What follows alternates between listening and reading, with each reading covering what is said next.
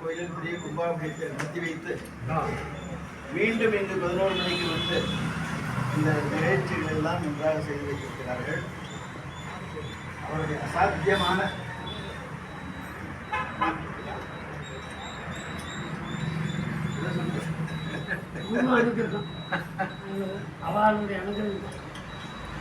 அப்படி ஓடியாடி மிக எவ்வளவு கும்பாபிஷேகம் நடத்துகிறான்னு கேட்க மாட்டேன்.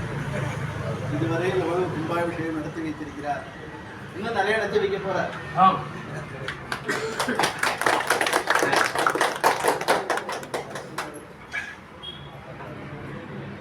சும்மா 103 வயசுல 103 வயதுதான் ஆகிறது. அவருடைய அனுகிரகத்தில் நீங்கள் எல்லோரும் இதாக இந்த அனுகிரகம் உங்களுக்கு தொடர்ந்து கிடைக்க வேண்டும். தொடர்ந்து கிடைப்பதற்கு நீங்கள் தொடர்ந்து சேவை செய்ய வேண்டும். தொடர்ந்து சேவை செய்து இந்த ஆலயத்தில், இந்த விடாலயத்தில் தினசரி தேவைகளுக்கு எல்லோரும் பங்கேற்று அவருடைய அனுகிரகத்தை பெற்று நன்றாக வாழ வேண்டும். வாழ்வில் எல்லா சேவைகளையும் பெற்று நன்றாக வாழ வேண்டும். இம்மாதிரி ஒரு மகானுடைய ஒரு சம்பர்க்கத்தில் இருப்பது, சத்சங்கத்தில் இருப்பது, தொடர்பில் இருப்பது பெரிய அனுகிரகம். இம்மாதிரி மகான்கள் சாதாரணமாக இருப்பாங்க. எல்லோரும் தொடர்ந்து நடத்துக்கும் அவருக்கும் சேவை செய்து ஆண்டவனுடைய அருளை பெற்று பூர்ண ஆசையுடன் சந்தோஷமாக இருக்கிறது.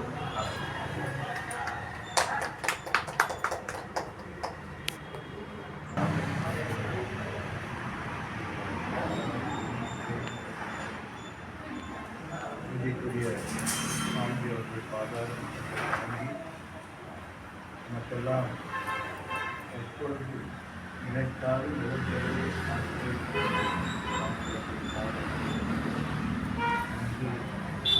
இரண்டு பெரிய விஷயங்களை சுவாமி அவர்கள் எவ்வளவு எளிமையாக ஒருத்தர் ரெண்டு 4 ரூம் முடிஞ்சுன்னா போக மாட்டாது.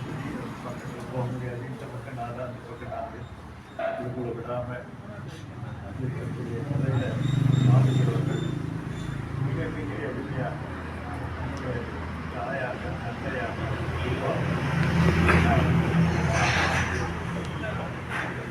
அவருடைய கருணைக்கு ஈடுபடி எதுவும் சொல்லவே முடியாது.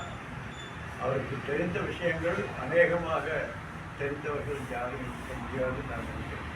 இவ்வளவு விஷயங்களை தன்னகக்கூடிய ஒரு பெரிய மகாநதி சாதாரண விஷயங்கள் நான் சாமி அவர்கள் இந்த உலகத்தில் நமக்கெல்லாம் தாயாக தந்தையாக குருவாக இருந்து சுவாமிஜி அவர்கள் அந்த இடத்தை நிரப்பிக்கொண்டு சுவாமிஜி அவர்கள் சாதாரண நம்ம இருக்கிறோம். பெரிய பாக்கியம். மகாபுருஷ சம்சயம் அப்படிங்கிறது ஈஸ்வர அனுகிரகா தேவை. சதகோடி ஜென்மம் புண்ணியத்தில் சமம் வேண்டும்.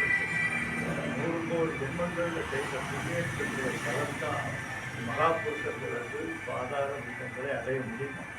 இல்லாட்டி கொட்டவங்கெல்லாம் முழு எங்கேயோ போய் எப்படியோ அந்த செக்குமாறு மாதிரி சுற்றிட்டு இருக்கக்கூடிய நிலையில் சுற்றிக்குவோம். அப்படி இல்லாமல் ஈஸ்வரனுடைய அனுகிரகத்தினாலும் நீங்கள் பூர்வ ஜென்மத்தில் செஞ்ச மிகப்பெரிய புண்ணியத்தினால் மட்டும்தான் இப்படிப்பட்ட குருமார்களுக்கு பாதார விதத்தில் அந்த விதத்தில் அதுதான் மிகப்பெரிய புண்ணியவான்கள். இன்னும் அவர்களை மேன்மேலும்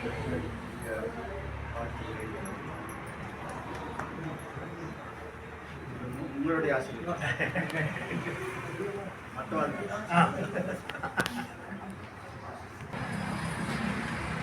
ஒன்றாக துணையாக வந்து நல்வழிப்படுத்திக் கொண்டிருக்கிற குருமார்கள்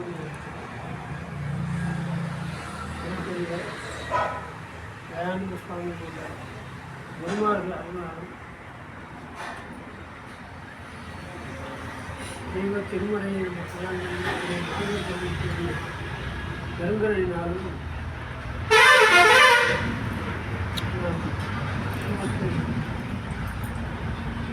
இந்த நில உலகத்திலே இத்தனை எல்லாம் கொடுத்து அறிவாளித்துக் கொண்டிருக்கிறார்கள். அவங்களுடைய பாதாரங்களை எல்லாம் நமஸ்காரம் செய்து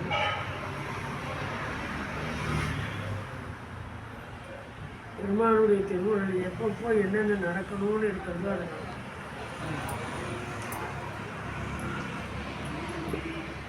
என்ன கேட்பாங்க,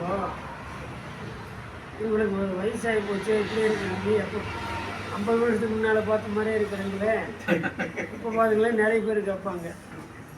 2 கும்பாபிஷம் 3 கும்பாபிஷம் 4 கும்பாபிஷம் காடு வீட்டு போடையா 3 கும்பாபிஷம் பண்ணியாச்சு. இது பல ஊரில் பண்ணியாச்சு. 3 4 5 முதல் கும்பாபிஷம் பண்ண மாதிரியே இப்போ இருக்கிறீங்க. நாங்கள் முதல் கும்பாபிஷம் பண்ண பண்ணுவோம், அந்த சாமி அங்கே தான் இருக்குது, அதே மாதிரி தான் இருக்குது, அந்த சாமி மாறல. 5 கும்பாபிஷம் பண்ணி அந்த சாமி உருவம் பெருத்துதா சிறுத்துதா தேஞ்சு போச்சா ஒன்றும் இல்லை. அதனால அப்படியே எப்போ முதல் கும்பாபிஷம் அந்த சாமிக்கு என்ன பண்ணுமோ அதே மாதிரி இருக்கு. அதனால என்னையும் அதே மாதிரி வச்சிருக்காருன்னு நான் நினைக்கிறேன். அதாவது என்னன்னா ஒரு இதுக்காக சந்தோஷத்துக்காக சொல்கிறேன். போல என்ன அப்படி நடத்துகிறார், நாம் எதுவும் நடத்துறது எல்லா சாமி சொன்ன மாதிரி இந்த சாமியோட இருப்பதெல்லாம் இறைவன். ஒரே வார்த்தை, இந்த ஒரு வார்த்தை வந்து ஒரு பெரிய லெஜெண்டு. இதுக்கு வியாக்கியானம் எழுதணும்னா நம்முடைய ஆயுள் கூட எழுதிட்டு ஒரே வார்த்தை தான். ஆனால் அதுக்கு வியாக்கியானம் எழுதுறதுக்கு ஆரம்பிச்சோம்னா நமக்கு ஆயுசு பற்றாது. அத்தனை ஒரு பிரம்ம வாக்கியம் மகாத்மாவன் அப்படி இல்லை. அவர் தானே நான் பாட்டு அர்ப்பணம் பண்ணிட்டு போயிட்டே இருக்க முடியாமல் அவர் பாட்டு நம்ம நடத்தி கொடுத்துட்டே இருப்பார். எல்லாம் அவருடைய செயல் இல்லாத நம்மளால் எதுவும் பண்ணுறதில்லை. நாம் பண்ணுறதும் நினச்சோம்னா வந்துடும். சைவ சித்தாந்தத்தில் 3 விதமான மனங்களை சொல்கிறார்.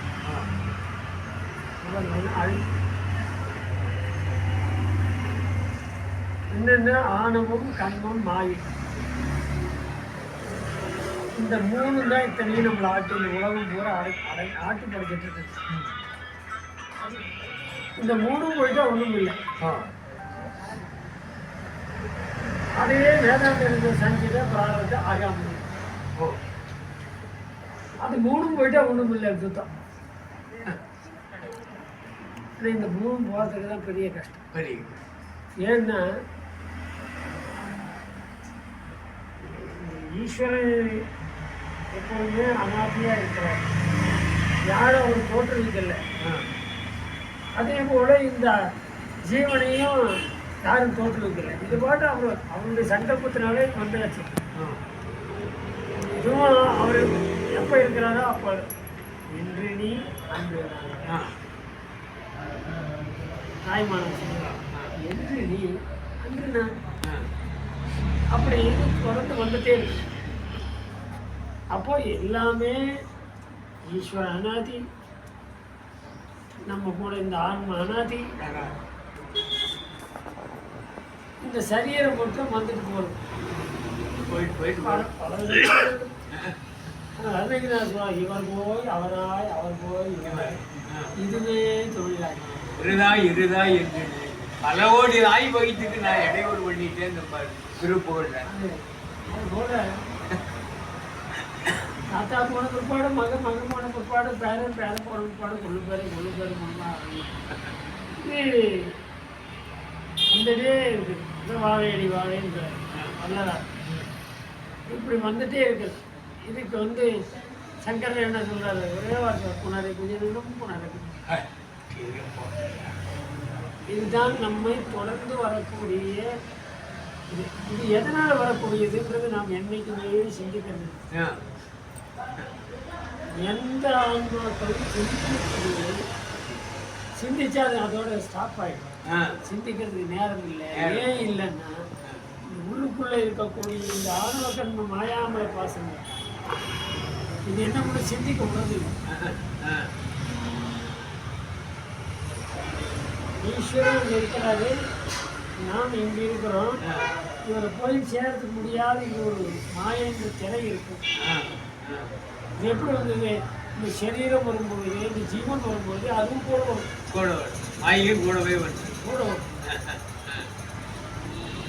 இந்த ஆன்மாவை பற்றி இருக்கக்கூடிய இந்த மாயை ஆணவம் கண்மூன்றது இருக்கிற இது என்ன பண்ணுவோம்? நான் எழுது என்று சொல்லிக்கொண்டே இருக்கும். இது எப்போ போகும்? ஈஸ்வரார்ப்பணம் பண்ணும்போது அதை கொஞ்சம் விலகிடும். அடுத்தது ஈஸ்வரன் எனக்குள்ளே இருக்கிறான், எல்லா இடத்துல இருக்கிறான்னு நினைக்கும் போது இந்த தன்மை வெளியே போயிடும். ஆனால் மாயை இருக்கிறது இல்லை, இது ரெண்டும் போனாலும் விடாது. இது மட்டும் ரெண்டு விடுறதில்லை. ஏன் விடுறதில்லை?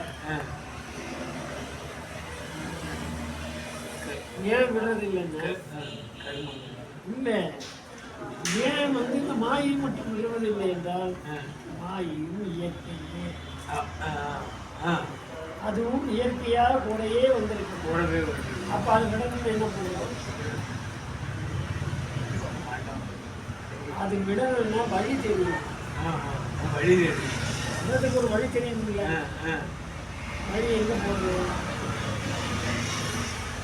இல்லை, குருவுடைய அனுகிரகம் இருந்தாலுடைய அந்த மாயை யாரும் அகற்ற முடியாது.